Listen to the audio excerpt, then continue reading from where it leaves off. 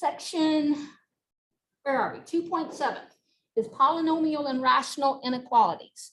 And I think the reason that so many people struggle with these problems on the test is at some point, algebra stopped making sense to most people. It stopped feeling intuitive, and you started memorizing, for this kind of problem, there are 7 steps. For this kind of problem, there are 4 steps, and you're just trying to go through some steps that don't really make sense to you. That's you can tell me if I'm right or wrong about that.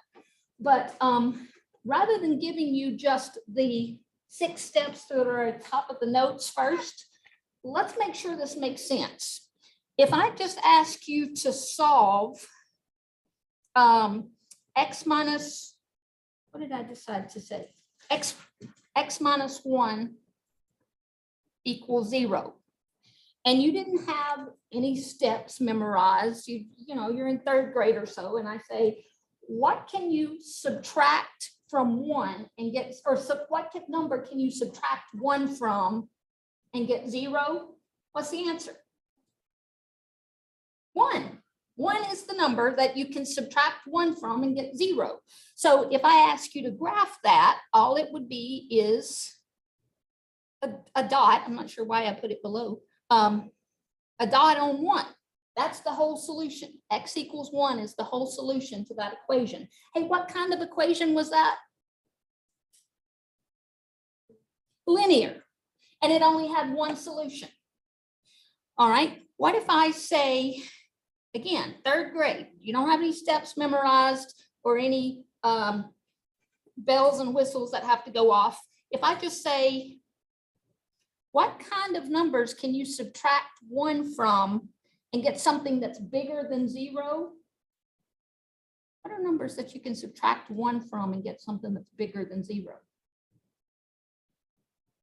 Anything bigger than 1. All right. You're not memorizing some steps there. You're just thinking it has to be something bigger than 1. So when you graph that, it ends up looking like 1 and all the points to the right of it. That's how we show on a number line everything bigger than 1. This doesn't include 1 because it doesn't say greater than or equal to 0. So we use a parenthesis or an open dot to show the 1's not included. What if I ask you, what are all the x's that you could subtract 1 and get something that is less than 0? How would you tell me what kind of numbers you can subtract 1 from and get something that's less than 0?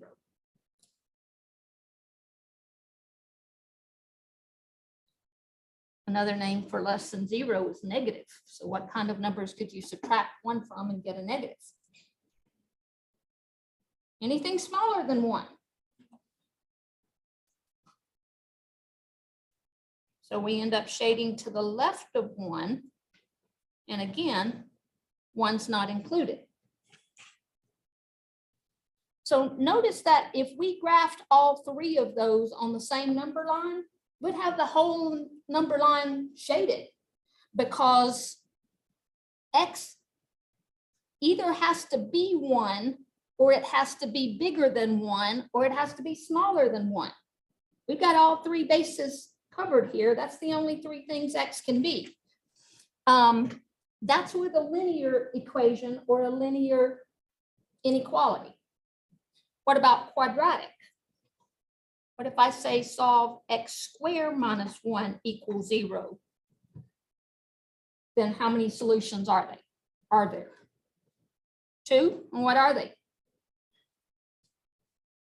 Positive 1 and negative 1.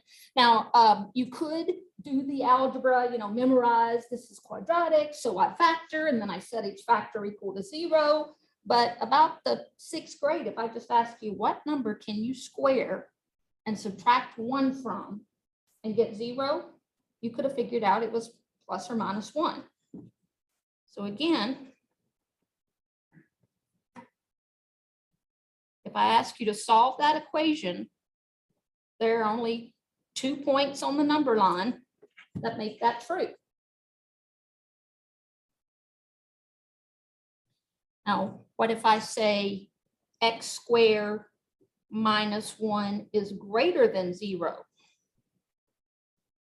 Look at this number line and think about where all the numbers would be that you could square and subtract 1 from and still get a positive. Where would those numbers be on this number line?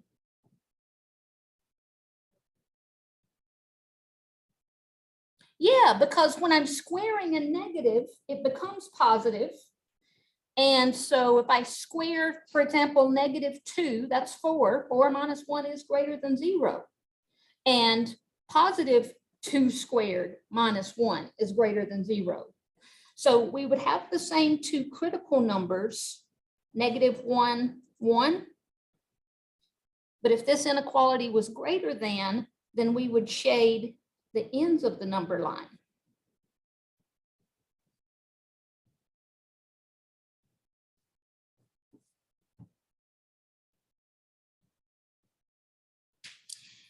And if we had x squared minus 1 is less than 0, where would we end up shading? All the numbers that if you squared them and subtracted 1, you'd get a negative. Right, Dominic? Oh, what you said? I thought you were going to answer me. All the numbers that you can square, subtract 1 from, and get a negative. Where are those numbers on this number line? Anything between -1 and 1. You could test 0, you could test +0.5 or -0.5. Any of those squared is going to be smaller than 1. So you can subtract 1 and get a negative. Again, if we graphed all 3 of these on the same number line, we'd have the whole number line shaded. These 2 points are the solutions to the equation. The outside is the solution to x squared minus 1 is greater than 0, and the inside is the solutions that are the solutions to the inequality x squared minus 1 is less than 0. That's the whole number line. All right, let's get this one step more difficult, and then we'll go to our notes. What about these 3 were linear. These 3 are quadratic. So what if we step it up to x cubed minus x squared minus x plus 1 equals 0? What kind of equation is that?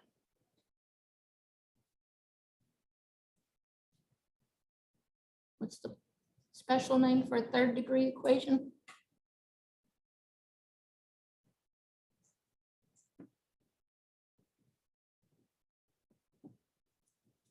That's a cubic equation. Any idea how we can solve it?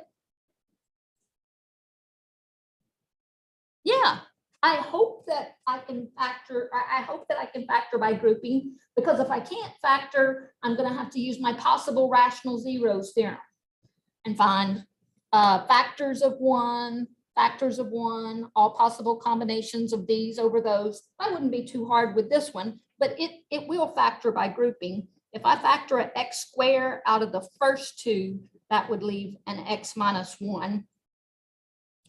If I factored a -1 out of the next 2, that would leave me an x minus 1. And all I have to do is distribute the x squared and distribute the -1 to make sure it's equal to the line above it. But it is. So my GCF is x minus 1. And my leftovers are x squared minus 1.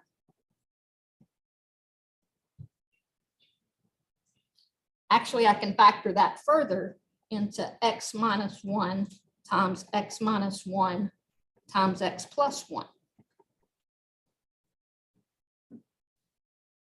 So this is a third degree equation. How many solutions does it have?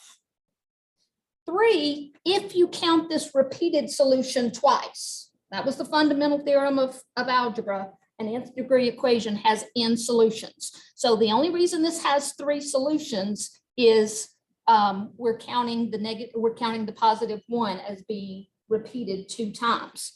If I graph those solutions,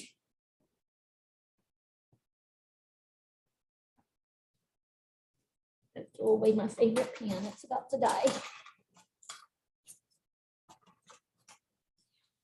If I graph those solutions, once again, that's just a dot on -1 and a dot on +1 on the number line. You can't really show that -1 is repeated on a number line. You can when you graph it. So what if we had x cubed minus x squared minus x plus 1 is greater than 0? It's getting a little bit harder each time. The linear and the quadratic, I could see in my head pretty well where to shade on the number line or what the solutions would be. This one I'm not sure about. Any ideas how we could figure out whether to shade the middle or shade both ends or the middle and one end?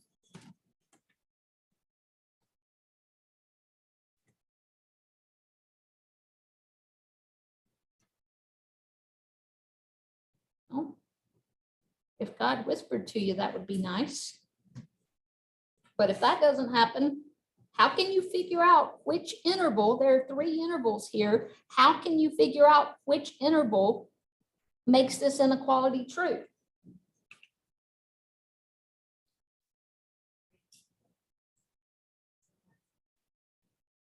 So less than -1, the left end. What about the middle and the right? You think both of those wouldn't work or one of them would work?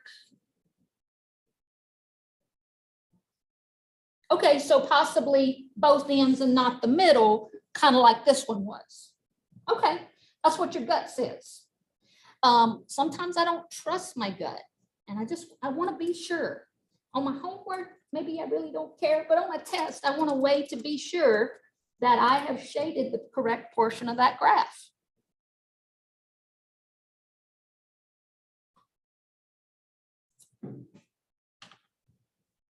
But up here, I was saying you could test a -2, or you could test a 0. Using test points is how we determine which intervals make the inequality true. So I would just need test points here. I have the same critical numbers, or this book calls them boundary values. I've always called them critical numbers, but I would have the exact same critical numbers because this left-hand side is the same as that left-hand side. I'd still have something going on at -1 and +1. But to figure out which intervals contain the solution to this, I could use a test point. I could, any, many, miny, mo, zeros are usually easy to plug in. If I let x be 0, what would this left-hand side boil down to? Just 1. And so you'd have 1 is greater than 0. And is that true or false? That's true. So 0 made the inequality true. Miss Hallie, maybe our gut wasn't right on that. What about +2? You know, I really don't care. I wish I had factored this right here. Let me go ahead and factor it or rewrite it in factored form. All right, all I did was use these factors and write that original inequality in factored form. So I don't really care about what the value of the left-hand side is. I care about whether it's positive or negative. And specifically, I'm looking for where it's positive. So without having to actually plug 2 in here and going 8 minus 4 minus 2 plus 1, I'm just going to look in this factored form and say, what would the sign of 2 minus 1 be? If I let x be 2. 2 minus 1 is positive. A positive squared is positive. What about 2 plus 1? Positive. So I'd have a positive times a positive. Is it true that a positive times a positive is greater than 0? Yeah.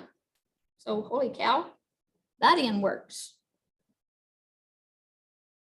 Now what about negative 2? I let x be negative 2. Would negative 2 minus 1 squared, what would the sign of negative 2 minus 1 squared be? That would be positive. And what about negative 2 plus 1? That's negative. Is a positive times a negative greater than 0? My F is for false. So what do I want to shade? What makes the inequality false or what makes it true? I'm looking for the solutions. What makes it true? So it would be all the way, I would shade all the way from -1 to infinity, except for this doesn't include what makes the equation equal 0. It only includes greater than 0. So I need to not include 1 or -1, but just everything to the right of -1. That's what that solution would be.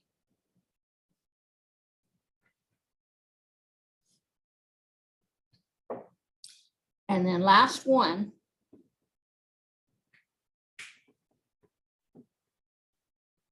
If I was looking for what would make that less than 0, would I have to start the whole problem over again? No, it would have the same critical numbers. It would have the -1 and +1, which that is not what I just wrote.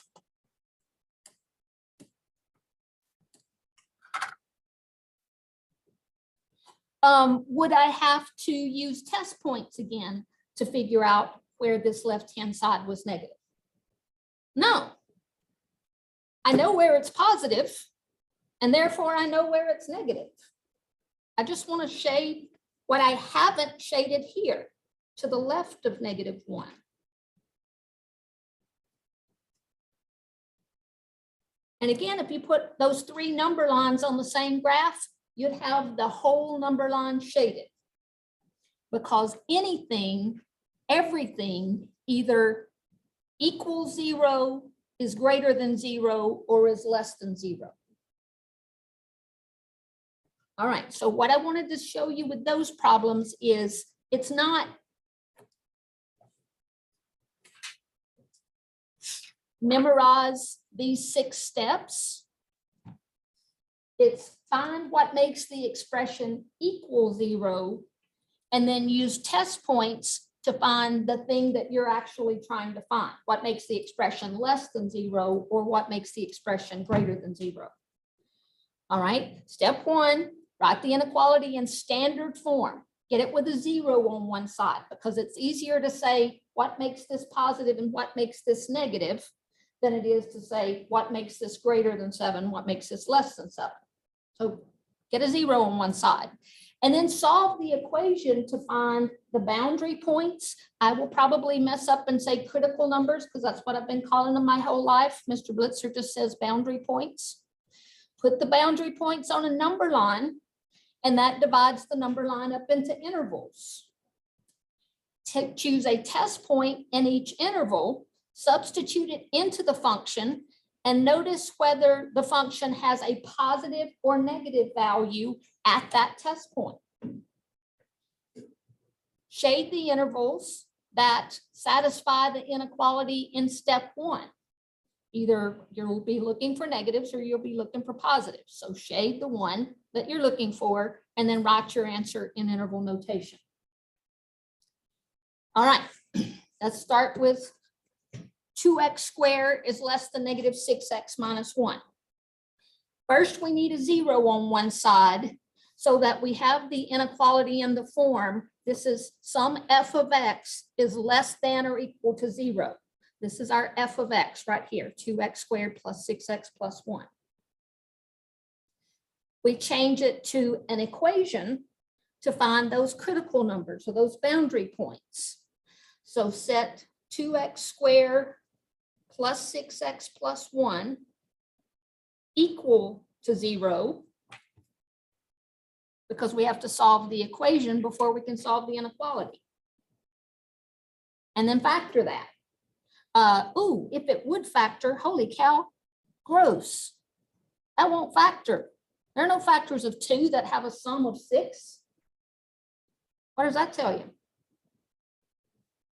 It tells you you're going to have to use quadratic formula. Doesn't tell you no solution. It tells you you're going to have to use the quadratic formula. Well, as if polynomial inequalities weren't bad enough, now we have one that won't factor. Go for it.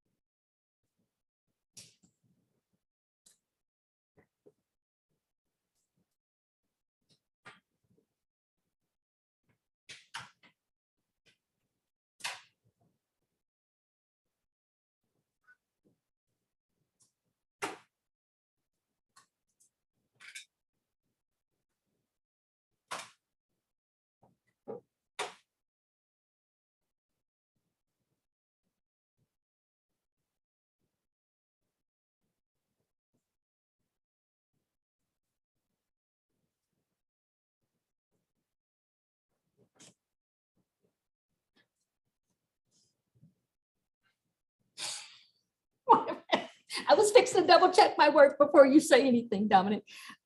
Negative b plus or minus b squared minus 4ac over 2a would be negative 6 plus or minus 36 minus 8. 36 minus 8 is 28. 28 is 4 times 7. I took the square root of the 4 outside, left the 7 under. And then I factored out a 2 and canceled the 2's. So what is it, Dominic? It should be a 4 in the denominator. You take 2 out of that, so it should be. Because I'm thinking too far ahead. I need to stop trying to think ahead. I factored out a 2, but then, yeah, dang it. Y'all feel free to tell me on the test. Well, that's all I did. I was thinking ahead. Okay, but it's still wrong.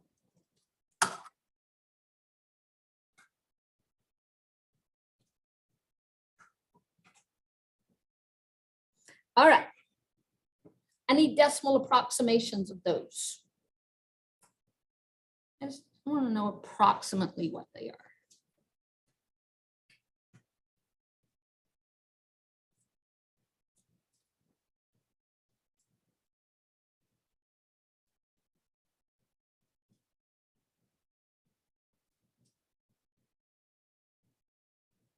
Silas, do you have one? For the plus one, I have negative 0.17. All right, that's good enough. That's good enough. I'm going to keep the exact answer when I enter my answer into my math lab, but I'm just trying to get a decimal approximation of these, see if one's positive and one's negative. Looks like they're both negative. Does anybody have this one for me? Negative 2.8-ish. All right. I do need to know whether 0 is between them or outside them. And that's why I got decimal approximations. But those are my 2 boundary points. So let me put them on a number line and say -3 plus square root of 7 over 2 is approximately -0.17. And -3 minus square root of 7 over 2 is approximately -2.8.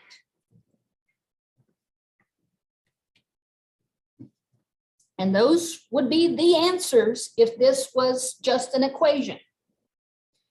But I'm not looking for what actually makes this equal 0. I'm looking for what makes it less than or equal to 0, which means negative or 0. How am I going to figure out which of these 3 intervals, maybe one of them, maybe 2 of them, maybe all 3 of them, make this expression negative? Test points. I need something smaller than -2.8. What's your favorite number smaller than -2.8?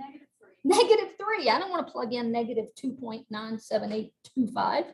I'll pick -3. And then just look up here real quickly. I know -3 squared is 9. 9 times 2 is 18. This would be 18 minus 18. Ooh, I should be plugging it in here. I was plugging it in the wrong place. -3 would give me -18. No, +18 minus 18 is 0 plus 1. 1 is less than 0 is true. Actually, the way I wrote my notes were not true or false, but positive or negative. If I plug a -3 in, does this left-hand side turn out to be a positive or a negative? Turns out to be a positive 1. I don't really care about the 1, but I do care that it gives me a positive. What's your favorite number between -2.8 and -0.17? That works. -2 into this would give me 8 minus 12 plus 1. Is that positive or negative? That's negative. What's your favorite number bigger than -1.7? Oh, I love plugging in zeros. Plugging in zeros are easy. If I put a 0 on the left-hand side, do I get a positive or a negative? Positive. Now, what was I looking for? What makes this positive or what makes this negative? Negative or 0. So the negatives are between those boundary points. Since this says or equal to 0, I want to include my boundary points. And so in interval notation, the solution is everything from -3 minus square root of 7 over 2 to -3 plus square root of 7 over 2. That's what we've shaded on the number line and included the endpoints.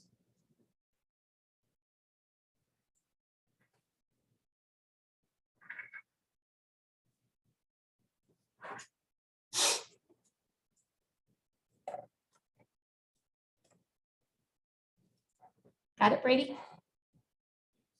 Okay.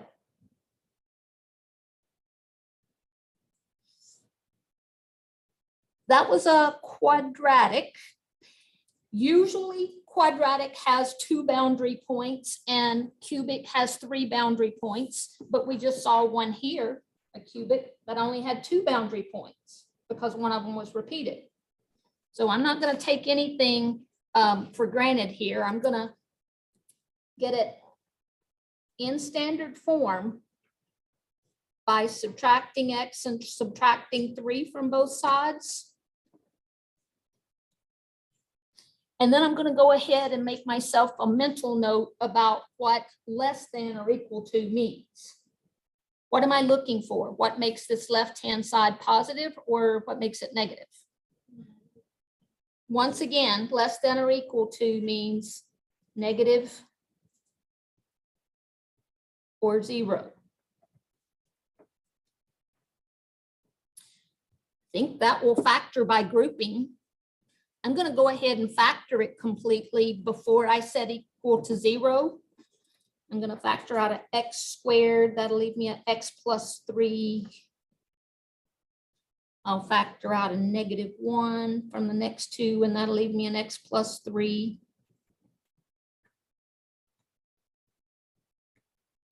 So my GCF is x plus 3. My leftovers are x squared minus 1. And that will factor further.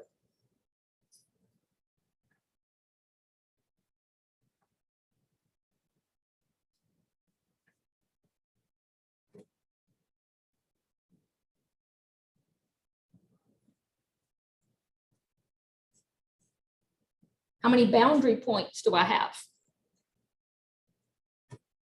3.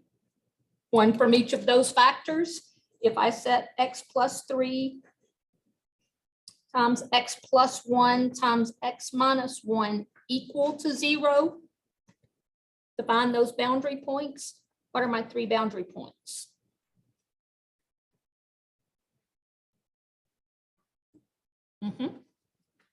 -3, -1, and 1. Now, if the whole problem had just been solved this equation, we would be through.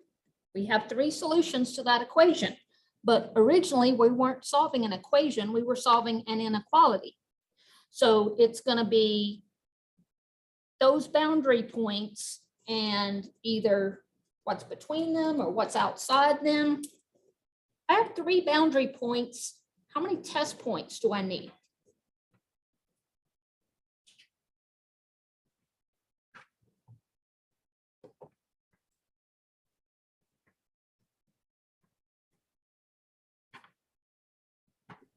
You need 5.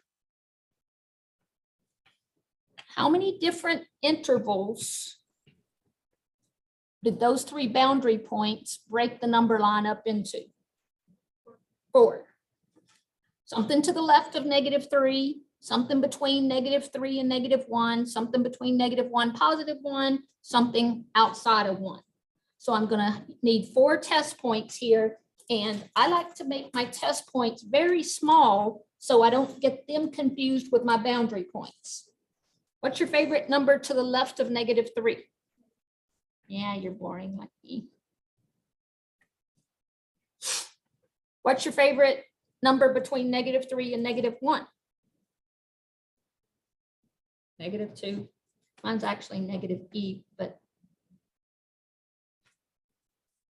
Your favorite number between -1 and +1? And your favorite number bigger than 1? 2. You got to have some way of distinguishing your boundary points from your test points. I made my test points smaller and I made them red. Merry Christmas. All right. Remember, I don't actually care about the value that I get when I let x be -4. I only care about whether I get a positive or a negative. So everybody look up just a second. If I put a -4 into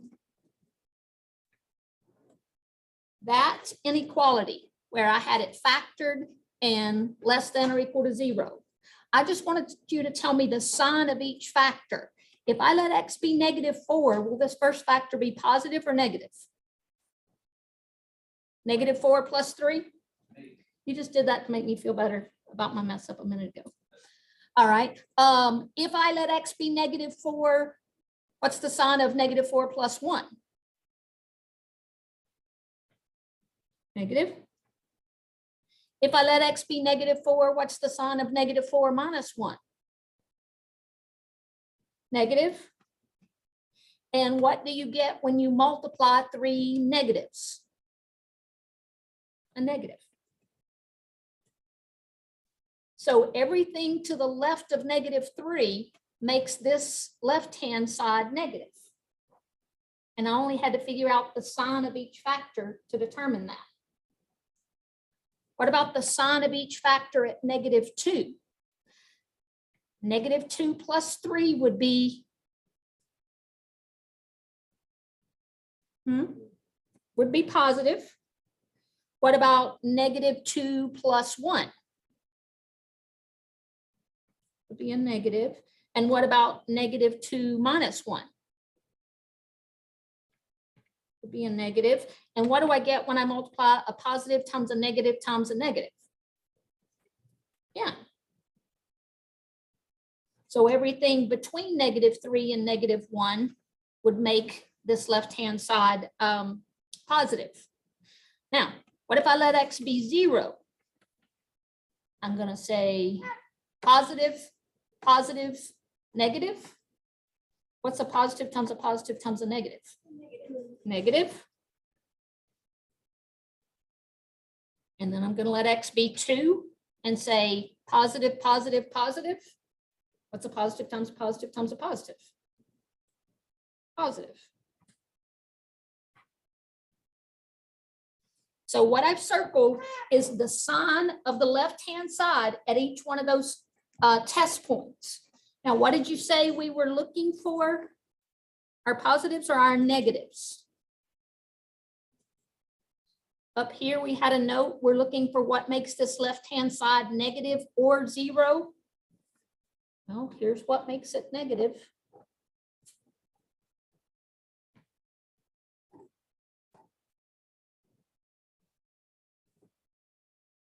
And those boundary points themselves made it equal to 0. That's where I got the boundary points. So they should be included.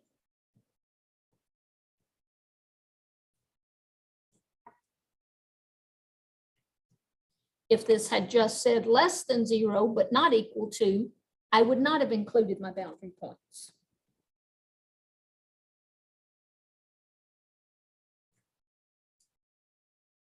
And then all I need to do is write what I've shaded in interval notation from -infinity to -3, including -3. And from -1 to 1, including both boundary points.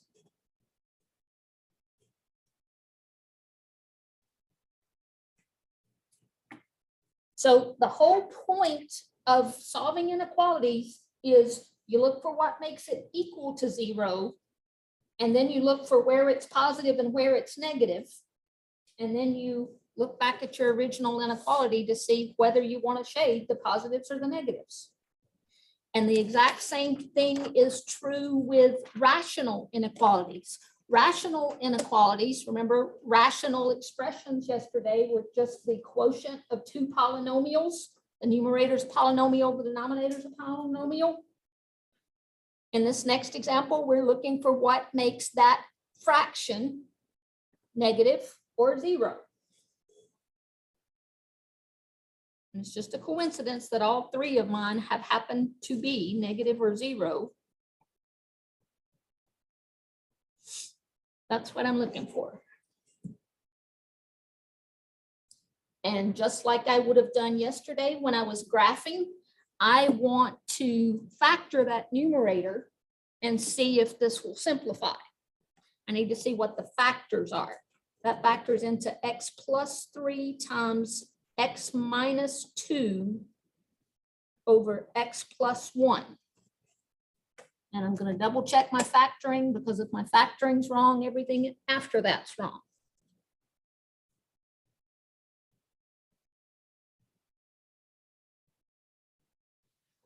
With rational inequalities, the boundary points are anything that makes the numerator or denominator 0. Give me all the numbers that make either the numerator or the denominator 0.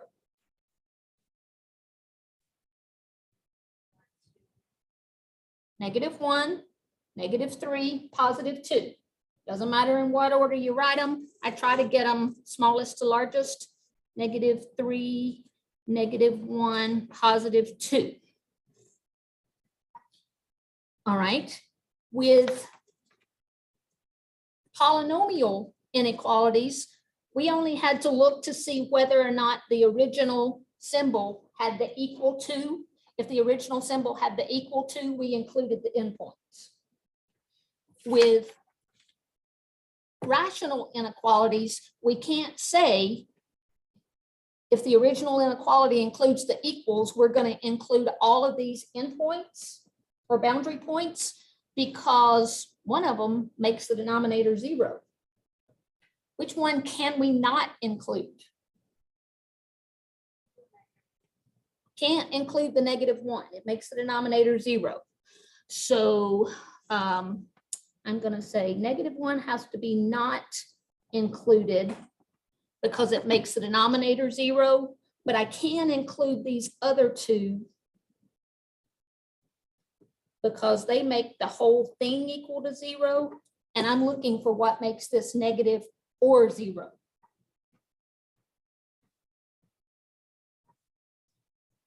All right, just like we did on the previous problems, I'm going to put those on a number line.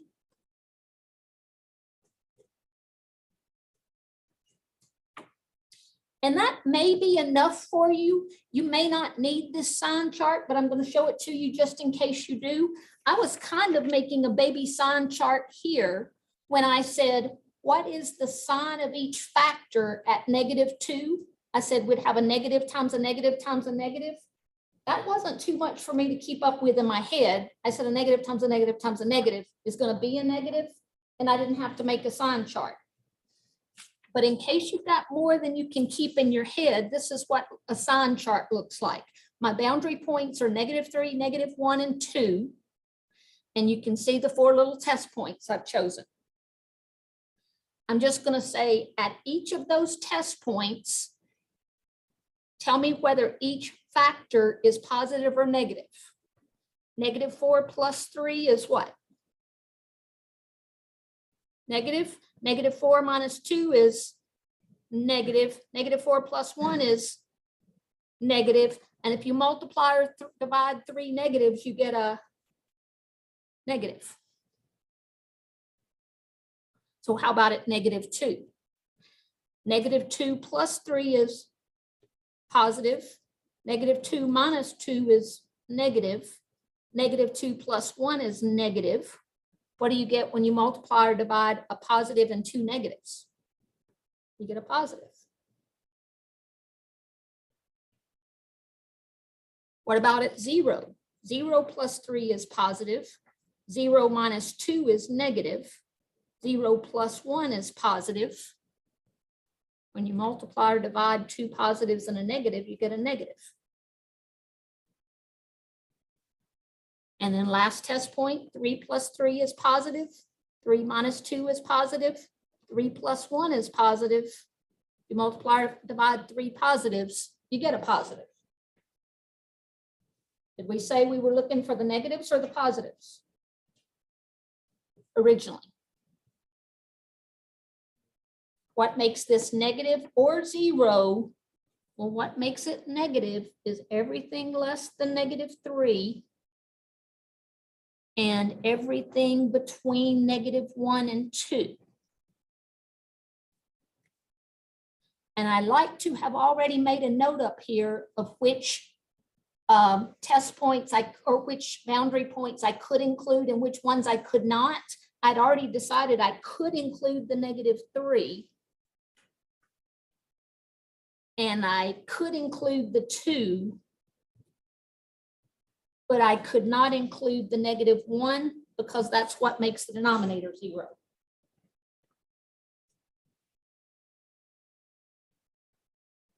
And so writing what I have shaded in interval notation, that's -infinity to -3, including the -3, union -1 to 2, not including the -1, but including the 2.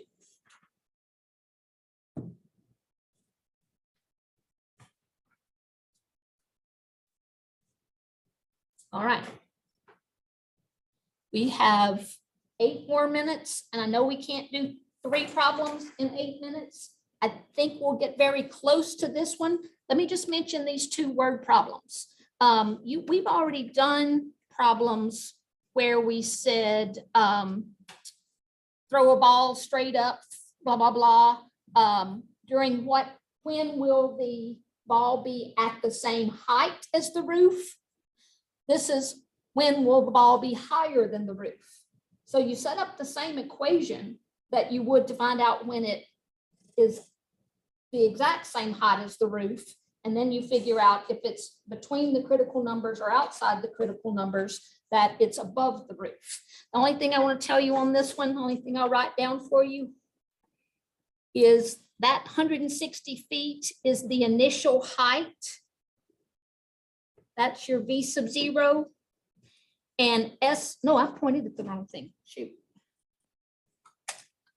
Not your initial height is S sub 0.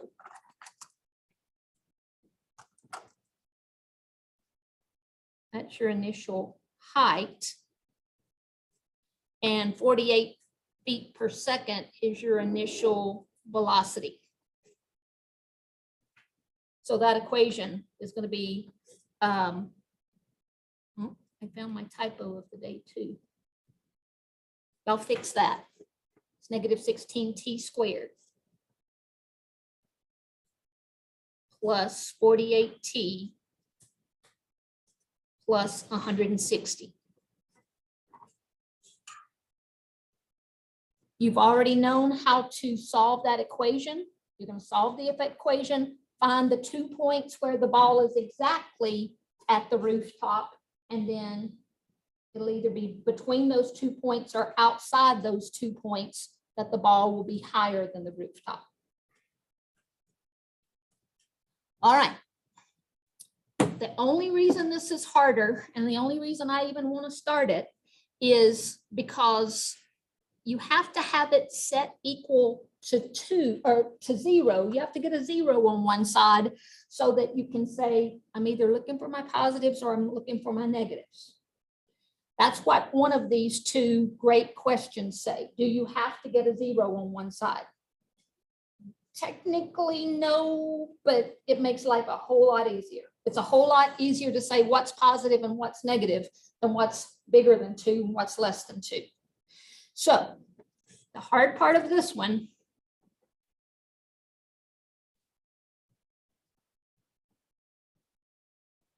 is that I need a single fraction on that left-hand side. How do I, well, that's just adding and subtracting fractions. I proved I could do that on the last test. What do I have to do to add or subtract these two expressions? Get a common denominator, put that 2 over 1. And then I'd have to multiply it by what to get a common denominator? X plus 2 over X plus 2. The other one of these great questions, and I won't turn to them in the book, but I'm telling you what they say. The other one says, can't I just multiply both sides by X plus 2 to clear out the fractions? Did anybody wonder that? That seems like, well, that'd be easy. Hallie, the reason you can't do that is you don't know if X plus 2 is positive or if X plus 2 is negative. If for example, X was negative 3, you'd be multiplying by a negative and you'd have to reverse the sign. But if X is 1, you're multiplying by a positive and you don't have to reverse the sign. So that's why you cannot clear out the fractions of a variable expression with an inequality. You might also want to change this to plus negative 2 to make sure you distribute that negative completely. That will be X minus 2X minus 4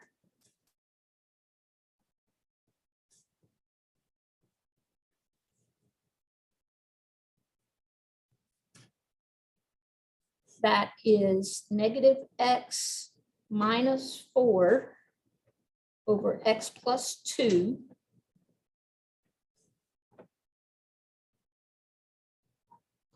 and you could factor a negative 1 out of the numerator, but you don't have to.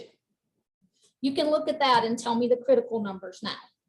The boundary values. The boundary values are what make either the numerator or denominator 0. What would those be?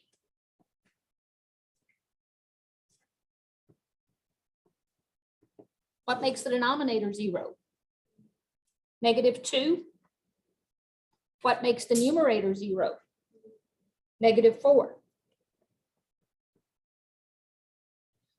Can I include the -2 in my solution? Never include what makes the denominator 0. Can I include the -4? Well, -4 was what made the whole thing equal 0, and this says equal 0 is okay. So I want to include the -4.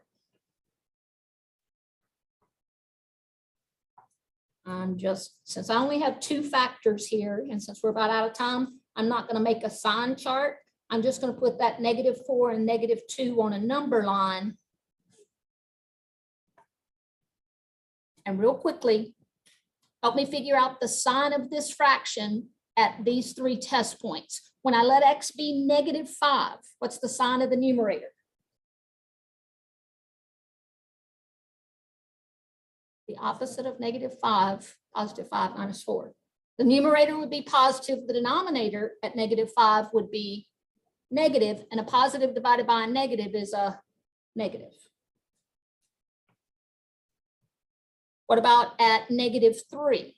The numerator would be negative, the denominator would be negative, and a negative divided by a negative is a positive.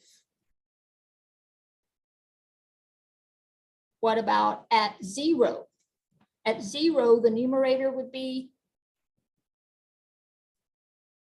negative, the denominator would be positive, and a negative divided by a positive is a negative. Now, we didn't make a note right here, but am I looking for what makes that fraction positive or negative? Positive or 0, because it has the equals. So I'm going to shade the values that make the expression positive. And you told me not to include the -2, but include the -4. So that's my solution.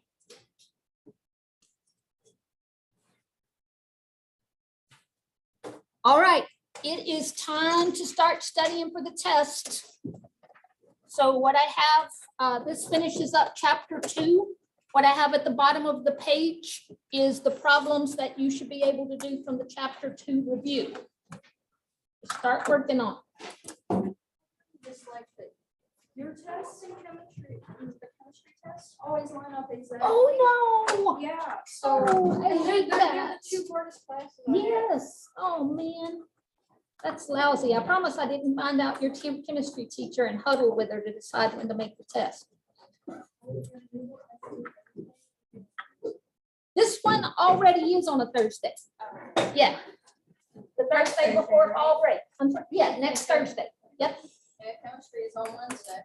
Oh, good. That's actually better. That's not good. It's better than the same day. Isn't it? A little bit. I have a question. Just a second, Dominic. Okay.